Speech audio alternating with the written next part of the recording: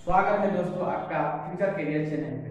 मैं आपको बायोलॉजी पढ़ाऊंगा, वो भी 10th क्लास का। और मेरा नाम विष्णु कुमार है। चलिए हम चलते हैं अपने सिलेबस की ओर। सिलेबस जानने से पहले हम जान लेते हैं बायोलॉजी किसे कहते हैं, और उसके बाद जान लेते हैं बायोलॉजी शब्द कहाँ से आया और बायोलॉजी के जनक कौन है। इसके बारे में हम जान लेते हैं। चलिए, सबसे पहली बात आती है कि बायोलॉजी शब्द किसने दिया। बायोलॉजी शब्द जर्मन वैज्ञानिक और फ्रांस के वैज्ञानिक, जर्मन वैज्ञानिक टेवेरेनस और फ्रांस के वैज्ञानिक लेनमार्क ने दिया। अब चलते हैं बायोलॉजी के पिता कौन है, इसके बारे में हम जानते हैं। बायोलॉजी के पिता अरस्तु है। अरस्तु को ही जीव विज्ञान का पिता कहा जाता है। मैं अरस्तु के बारे में कुछ बातें बता देता हूं आपको। अरस्तु जो है वह यूनानी दार्शनिक थे और वह अच्छे कविता, भौतिकी और राजनीतिक शास्त्र सभी के बारे में बतलाया, सभी विषयों के बारे में। अब मैं आपको बता दूं कि जीव विज्ञान किसे कहते हैं। दोस्तों, अब हम चलते हैं अपने जानते हैं बायोलॉजी के बारे में। बायोलॉजी विज्ञान की वह शाखा जिसमें हम जीव का अध्ययन करते हैं, उसे हम बायोलॉजी कहते हैं। अब मैं बता देता हूं आपको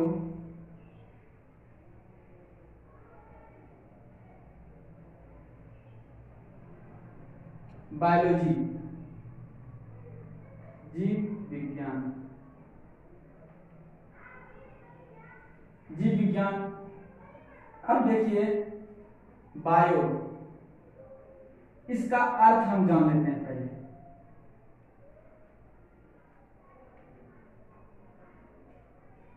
बायो का अर्थ होता है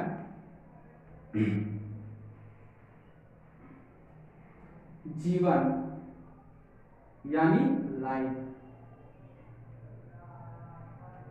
लाइफ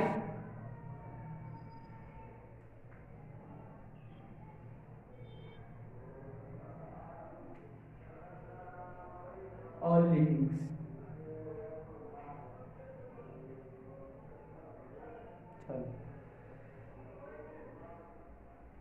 सभी सजीव, लाइफ यानी ऑल लिविंग मतलब सभी सजीव। सभी सजीव में आप जानते हैं कि जंतु और पादप दोनों आ जाते हैं। आप कह सकते हैं कि जिसमें विज्ञान की वह शाखा जिसमें जंतु और पादप के बारे में अध्ययन करते हैं, उसे जीव विज्ञान कहते हैं। आप जान गए कि जीव विज्ञान किसे कहते हैं, और आप समझते हैं लॉजी का अर्थ क्या होता है।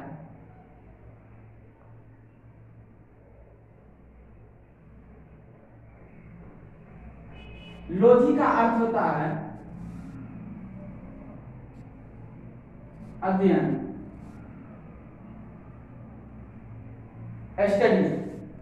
स्टडी अध्ययन यानी पढ़ना। अब जान गए जीव विज्ञान के बारे में। अब चलते हैं, ये बायोलॉजी के दो पार्ट्स होते हैं। एक पार्ट होता है जूलॉजी, एक पार्ट होता है वनस्पति यानी वनस्पति बॉटनी।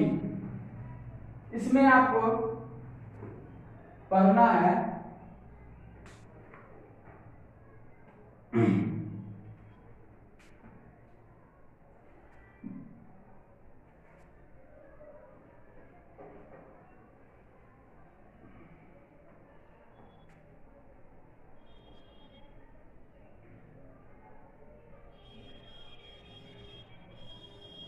जंतु विज्ञान। जंतु विज्ञान में आपको जंतु के बारे में पढ़ना है और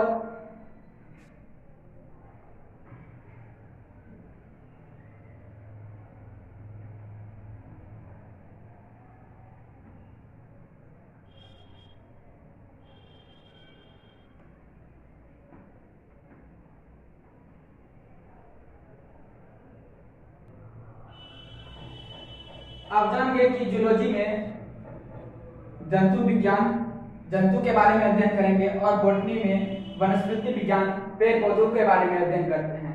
अब जान लेते हैं जूलॉजी का जनक कौन है। आपको मैंने बता दिया था कि शुरू में ही कि जूलॉजी का जनक और बायोलॉजी का जनक अरस्तु होता है और वनस्पति विज्ञान का जनक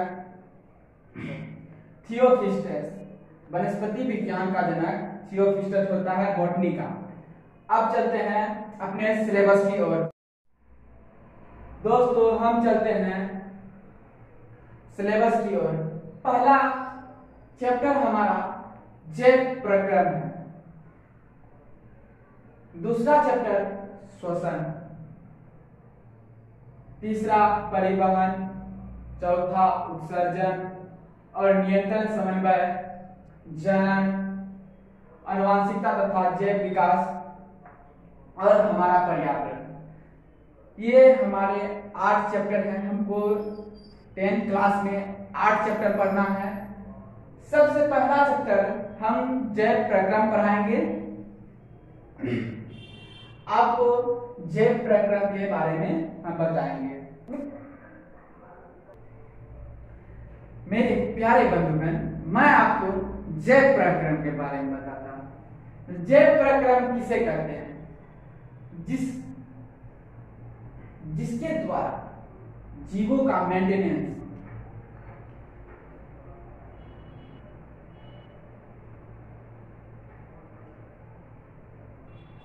यानी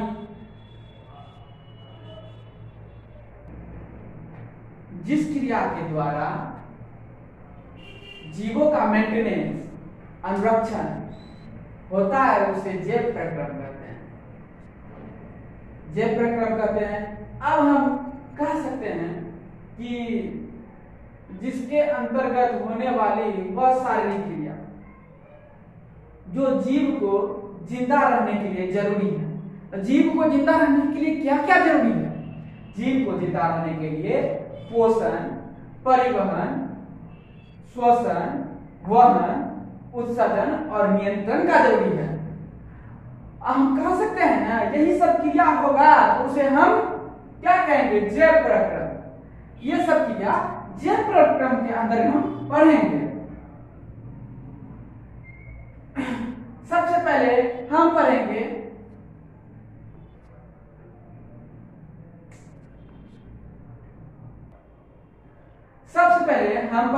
पोषण के बारे में। हम तो जान गए जैव प्रक्रम के बारे में। अब चलते हैं हम पोषण के बारे में जानने के लिए। दोस्तों पोषण के बारे में जानते हैं। न्यूट्रिशन, जिसके द्वारा जीव भोजन को ग्रहण करते हैं और जो एनर्जी, ऊर्जा प्राप्त करते हैं और एनर्जी का इस्तेमाल अपने वृद्धि, विकासशील यानी डेवलपमेंट करते हैं तथा टूटे फूटे उत्तकों के निर्माण के लिए करते हैं, उसे हम पोषण कहेंगे। पोषण के अलग अलग टाइप्स होते हैं, उसके बारे में भी जानेंगे। सबसे पहले हम जानेंगे कि